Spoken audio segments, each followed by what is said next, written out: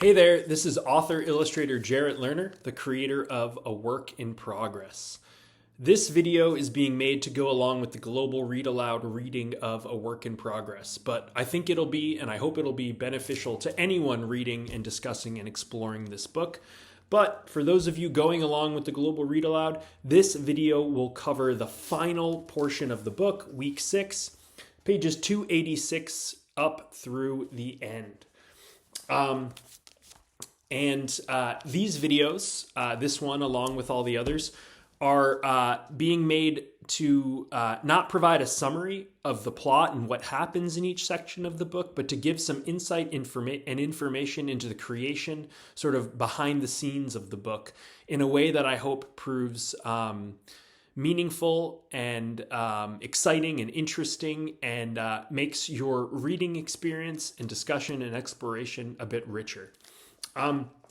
So this is the last chunk of the book. As I said, it's after Will reaches sort of that rock bottom point and comes out of it and begins moving down a path to betterment, towards healthiness.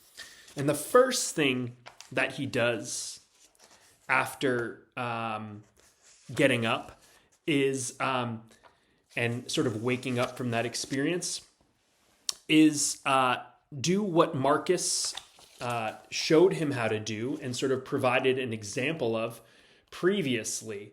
When Marcus was asked by Will to share about himself, he did this, right? He overwhelmed Will, he overwhelmed the book, and hopefully you too when you turn to this spread, with words, with honesty, with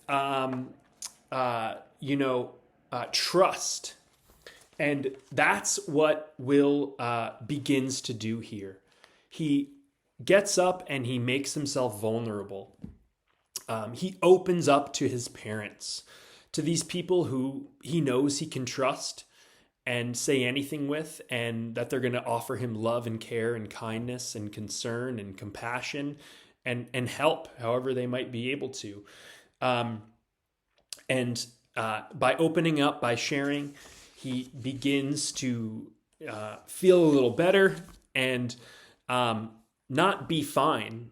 It was important to me to not show Will just like, being fine and okay, but he can see what he needs to do and what it might be like and how he might be able to get closer and closer and closer towards being happier and healthier on a day-to-day basis. Importantly, I think the drawing that Will has sort of abandoned and that has faded from his life, this thing that's so important to him, it begins to creep back in this section, which is important. And I'll draw your attention in a bit to certain drawings. But another thing that is in this and that I hope stands out to you, or that I hope will now stand out to you, is that there's a lot of dialogue. There hasn't been much dialogue in this book. There hasn't been much speech of Will talking to other people or other people talking to Will. There hasn't been much conversation. There's been a lot of internal dialogue of just Will. And there was the voice of the monster. There were multiple voices of Will being more or less kind to him, being scared, being aggressive. It was a chorus of voices, but it was all Will. It was this echo chamber in which the voices sort of contorted and got darker and angrier and more fearful and all of those things. But finally, we have extended passages of dialogue, of conversation, of two people sharing and responding to each other, which is a beautiful thing and a powerful and important form of communication that we haven't really seen. And we get to see Will interact and share and talk and listen. And I hope it sort of stood out to you. And even if you didn't really notice it, I hope it seemed different that I even set the passages of dialogue. You can see that they sort of leap out. And so to hopefully get your eyes saying, oh, a lot of this writing is on a different portion of the page than I'm used to seeing it on. Something has changed. Something is happening different. We also have another monologue from Marcus, like this one, but it's stretched out. And that's hopefully to make you read this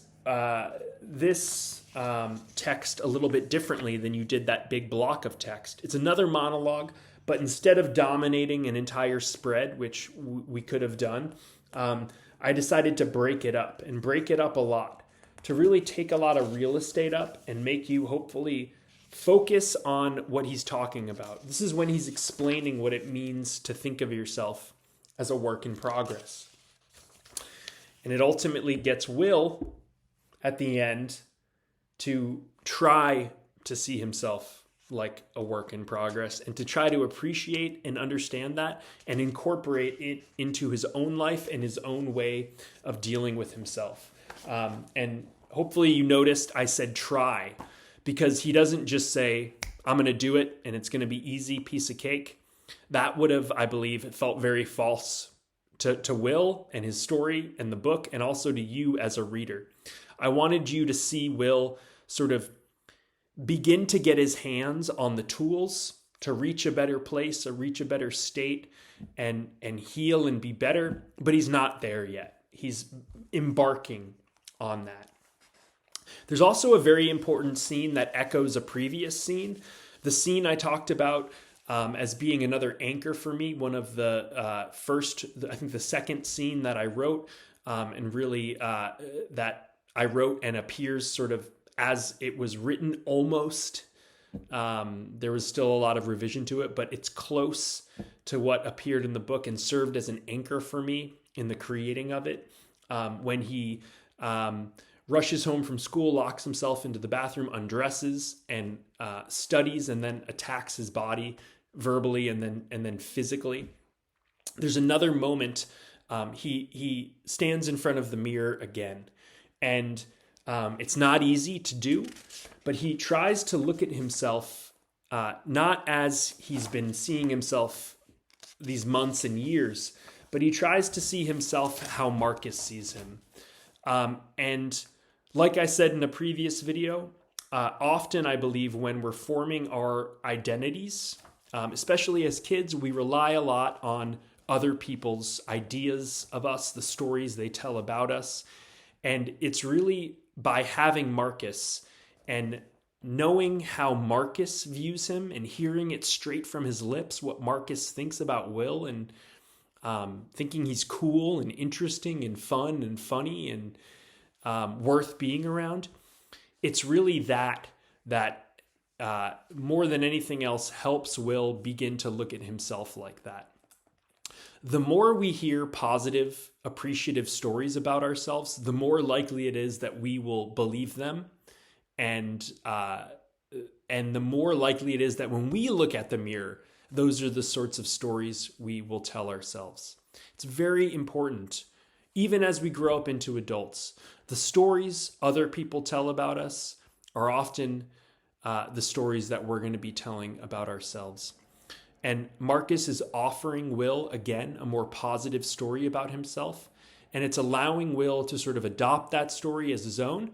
And then, towards the end of the book, begin writing a different story for himself, a more positive version story of himself. Visually, I talked about this at the end of the last video.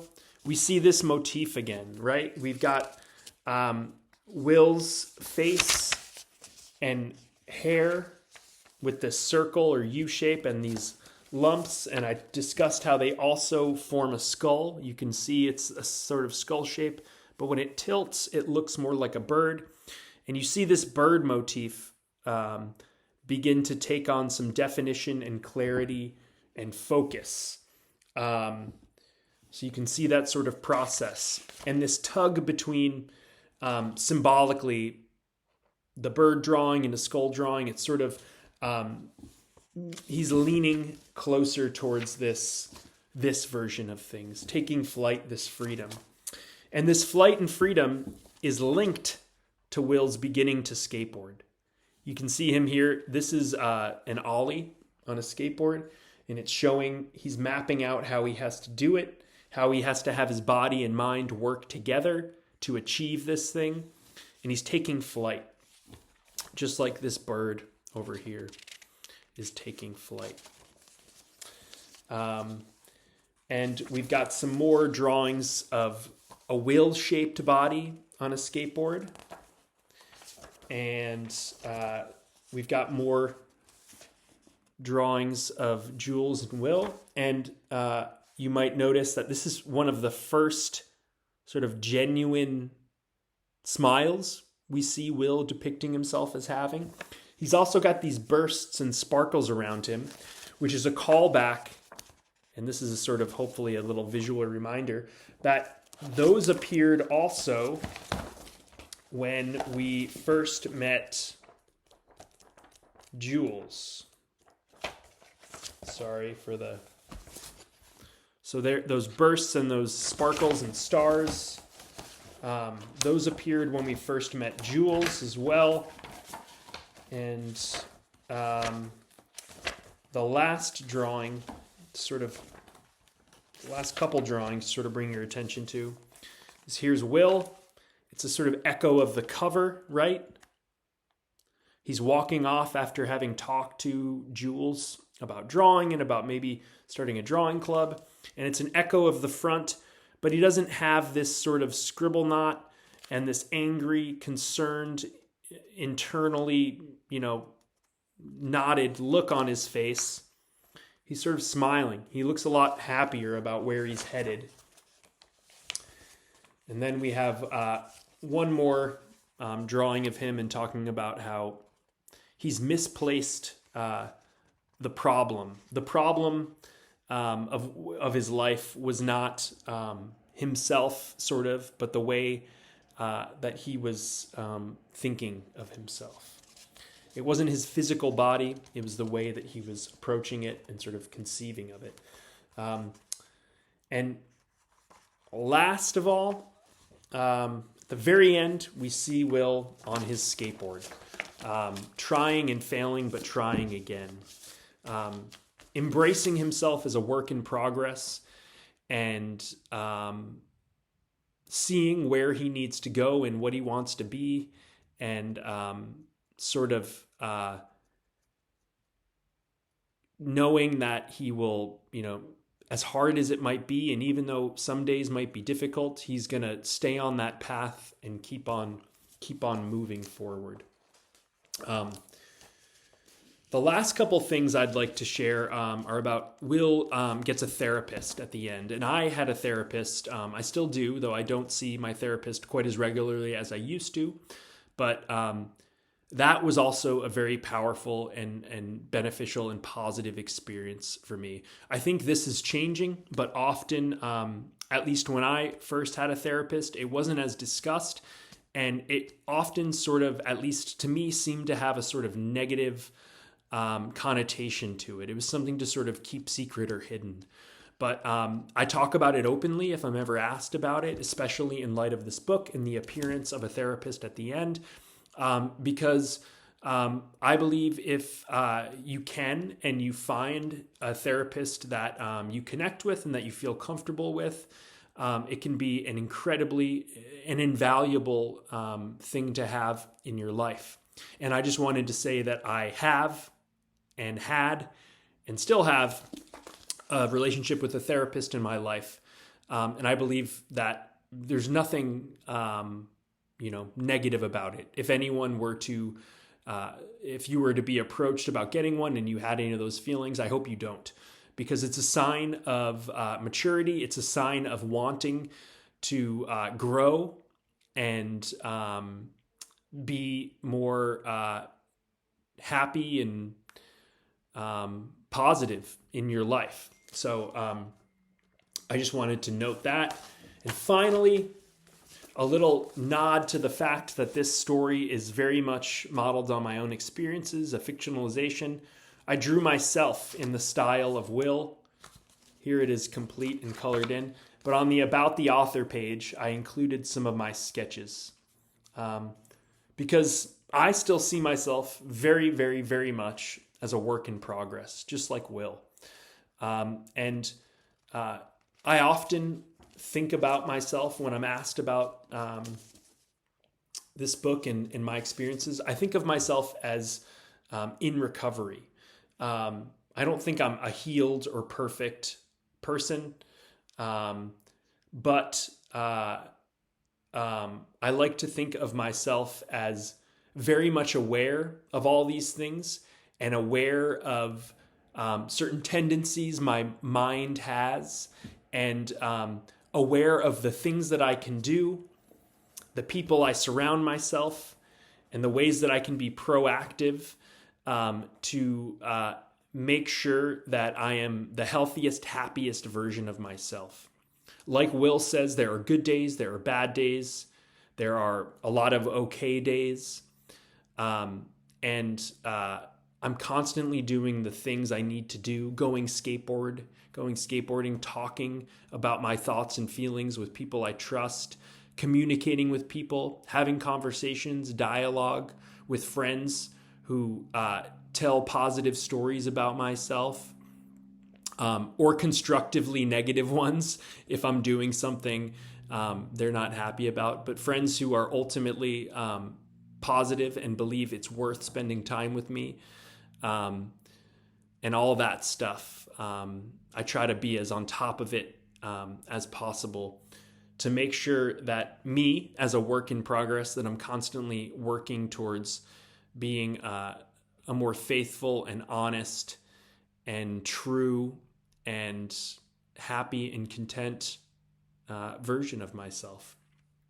So thank you, if you've watched all of these videos or any of these videos, for tuning in and sort of letting me offer a lot of behind the scenes information and insight into the creation of this book. A lot of the stuff I've shared in these videos is stuff that I think no one would even sort of know to ask about. And as is the case with every book, there's way more in there that the author or the illustrator or the author illustrator or author and illustrator put in there than any single reader will notice. Every page of a book, I often say, is the result of hundreds or thousands of decisions. So allowing me to share some of the thought processes and decisions, it's been very nice and fun and rewarding and enjoyable for me. And I hope it's made your reading, discussion, exploration of this book, A Work in Progress, more rich and meaningful and rewarding and fun and interesting and exciting too. So thank you so much for reading the book and checking out these videos, whether you were reading them as part of the Global Read Aloud or just on your own or in a classroom separate from the Global Read Aloud or in a library. Thank you for letting me share and for checking out my work. Have a good one.